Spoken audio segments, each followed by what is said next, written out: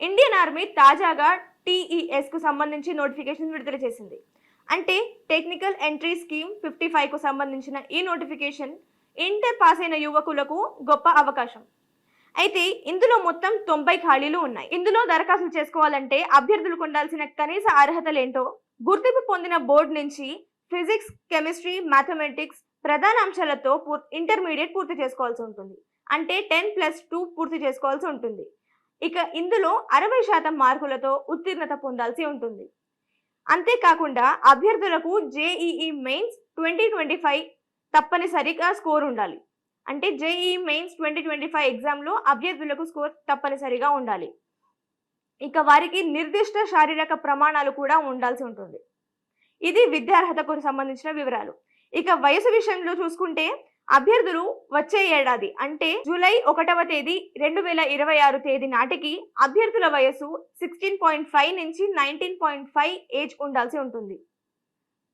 ఇక దరఖాస్తులను అభ్యర్థులు ఆన్లైన్ విధానంలో చేసుకోవాలి. అంటే joinindianarmy.in లో వారు లాగిన్ అయి అప్లికేషన్ను ఫిల్ చేయాల్సి ఉంటుంది. ఎంపిక విధానానికి వస్తే అభ్యర్థుల JEE మెయిన్ 2025 స్కోర్ ఆధారంగా అలాగే స్టేజ్ 1, స్టేజ్ 2 పరీక్షలను నిర్వహిస్తారు. ఇందులో అభ్యర్థులు పరీక్ష నిర్వహించిన తర్వాత ఇంటర్వ్యూ ఉంటుంది. ఆ తర్వాత మెడికల్ పరీక్షలు కూడా నిర్వహిస్తారు. ఇక వీటన్నిటిలో అభ్యర్థులు సాధించే ఉత్తీర్ణత ఆధారంగా ఎంపిక విధానం ఉంటుంది. ఇక స్టేజ్ 1లో ఎవరైతే ఉత్తీర్ణత సాధిస్తారో, ఎక్కువ స్కోర్ సాధిస్తారో వారు స్టేజ్ 2కి ఎంపిక అవుతారు. SSB అంటే సర్వీస్ సెలక్షన్ బోర్డుతో 5 రోజుల పాటు వారికి సైకాలజికల్ అలాగే గ్రూప్ టెస్ట్లు, దీంతో పాటు ఇంటర్వ్యూలు కూడా నిర్వహిస్తారు. మొదట 4 సంవత్సరాల పాటు ఉచితంగా శిక్షణ అందిస్తారు. ఫేజ్ 1లో పూణే, సికింద్రాబాద్, మావ్లలోని క్యాడెట్ ట్రైనింగ్ సెంటర్లలో 3 సంవత్సరాలు ప్రధాన శిక్షణ ఉంటుంది. సైనిక శిక్షణను అందిస్తారు.